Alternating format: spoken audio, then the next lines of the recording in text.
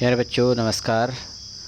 हम पढ़ रहे हैं कक्षा 10वीं गणित का अध्याय 2 और इसका प्रश्नावली कंप्लीट हो चुका था और अंत में हम बताने वाले हैं आपको आज पिछले वर्ष कुछ वर्षों में पूछे गए इम्पॉर्टेंट क्वेश्चन। 2025 का हम पहले देख लेते हैं। इनमें इस अध्याय से है ना 6 नंबर के एक प्रश्न आया था और एक एक नंबर के तीनों सेट में एक एक नंबर के प्रश्न पूछे गए थे। तो हम 1 नंबर वाला प्रश्न देख लेते हैं। क्या था?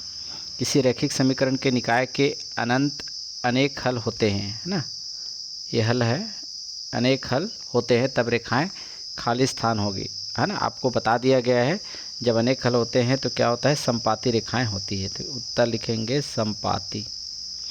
दूसरा, इसी प्रकार से रैखिक समीकरण निकाय के अद्वितीय हल होते हैं तब रेखाएं क्या होती है, प्रतिच्छेदी रेखा होती है, प्रतिच्छेदी रेखा।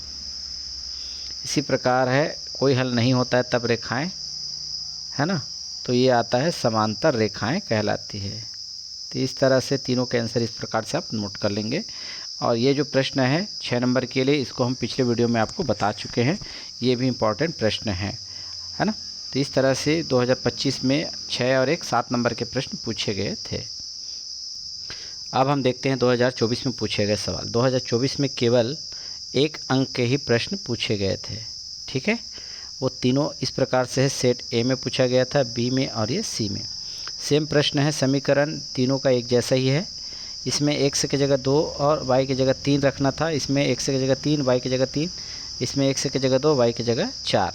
तो पहले में हम देखते हैं x की जगह और y की जगह 3 रखेंगे तो खाली स्थान में क्या मान आएगा। तो आपको रफ कार्य अलग से करना पड़ेगा, हम इसी में करके बता देते हैं। x की जगह 2 रखेंगे तो 7 गुना 2, यहाँ पे 2 रखेंगे तो 7 दूना 14 गुना 2 14 होगा। और 4 गुना y है तो y का मान 3 है तो 4 तिया 12 तो बराबर p। तो 14 में 12 घटाएंगे तो हमारे पास क्या आएगा, p का मान आएगा 2। ये 2 आएगा उत्तर इसका, है ना, यहाँ पर आएगा उत्तर 2। इसी में x की जगह 3 रखेंगे तो 7 गुना 3 रखेंगे तो 7 तिया 21 होगा। y की जगह 3 रखेंगे तो 4 तिया कितना होगा, 12 होगा। इस तरह से ये p के बराबर होगा। तो 21 में हम 12 घटाएंगे तो कितना बचेगा, 9। इस तरह से p बराबर आएगा 9। 12 9 21, तो यहाँ पर आएगा 9। इसी प्रकार x की जगह 2 रखेंगे तो 14 होगा और y की जगह 4 रखेंगे, 4 चौक 16 बराबर p। तो यहाँ पर 14 में 16 नहीं घटेगा तो ऋण 2 बराबर p। तो p का मान आएगा ऋण 2। तो यहाँ पर आएगा p का मान -2 होगा। इस तरह से आप क्वेश्चन बना सकते हैं। तो 2024 में केवल एक ही नंबर का प्रश्न पूछा गया था, 6 नंबर का इसमें नहीं आया था। तो ध्यान रखना है, हर साल अलग अलग तरीके से प्रश्न पूछे जाते हैं। चलिए हम आगे देखते हैं 2023 में पूछे गए सवाल। पहला जो सवाल है स्क्रीन पर देख रहे हैं, समीकरण निकाय का हल कीजिएगा। ये सेट ए में पूछा गया था 1 नंबर के लिए। सही विकल्प यानी 4 ऑप्शन वाला प्रश्न था। निकाय का अद्वितीय हल किस में होता है, हमें पता है, ये वाले में होता है, बी वाले ऑप्शन में, ये आप पढ़ चुके हैं, ठीक है। इसी प्रकार से सेट बी में 1 नंबर का सवाल आया था सत्य और असत्य में। जब 2 चरों के रैखिक समीकरण का आलेख 2 समांतर रेखाएं हैं तो समीकरण का कोई भी हल नहीं होता। ये भी क्या है, सही है यानी सत्य है, ठीक है। इसके बाद हम देखेंगे सेट सी में, यहाँ पर ये आया था सेट बी में। सेट सी में 1 नंबर का प्रश्न नहीं पूछा गया था। अब हम देखते हैं यहाँ पर सेट ए पर पूछे गए, ये आया था 3 नंबर के लिए। ध्यान देंगे, समीकरण को हल कीजिए।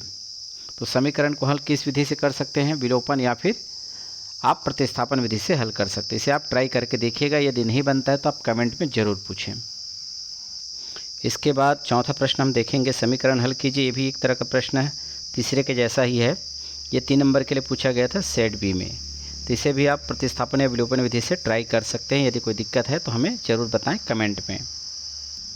इसी प्रकार 2023 में समीकरण हल करने के लिए पूछा गया था 3 नंबर के लिए। समीकरण हल कीजिए, 2 समीकरण दिए गए थे, है ना, और ये सेट सी में पूछा गया 3 अंक। इस प्रकार से 2023 में 1 नंबर वाले और 3 नंबर वाले तीनों, है ना, तीनों सेट में 3 नंबर के प्रश्न पूछे गए थे।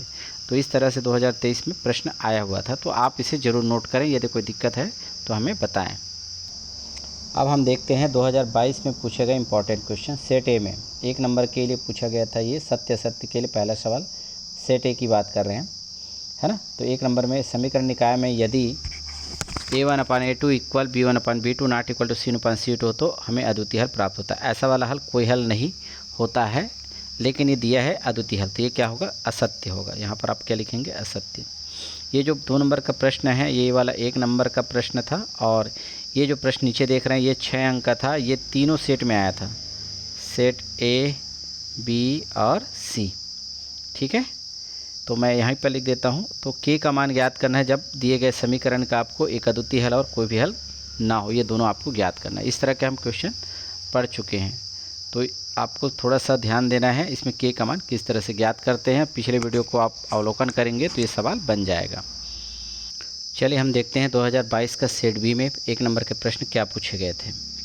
इसमें पूछा गया था सत्य असत्य में हमें समीकरण निकाय में a1/a2 not equal to b1/b2 हो तो हमें अद्वितीय हल प्राप्त होता। बिल्कुल सही है, तो इसमें आप उत्तर क्या लिखेंगे, सत्य लिखेंगे। इसी प्रकार 2022 का सेट सी में 1 नंबर के प्रश्न पूछे गए थे। समीकरण निकाय में यदि a1/a2 equal b1/b2 equal c1/c2 हो तो हमें अद्वितीय हल प्राप्त होगा।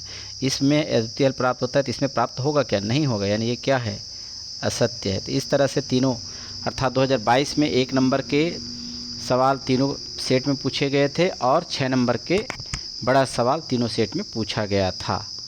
तो आज का वीडियो हम इम्पॉर्टेंट आपको 3 साल का बता दिए, और इसमें भी यदि आपको कोई डाउट है तो आप इसे, या आपके मन में कोई दुविधा या कोई प्रश्न आपसे नहीं बनता है तो उसे आप कमेंट में ज़रूर बताएं, उस क्वेश्चन का हल आपको बताया जाएगा। वीडियो को वॉच करने के लिए बहुत बहुत धन्यवाद।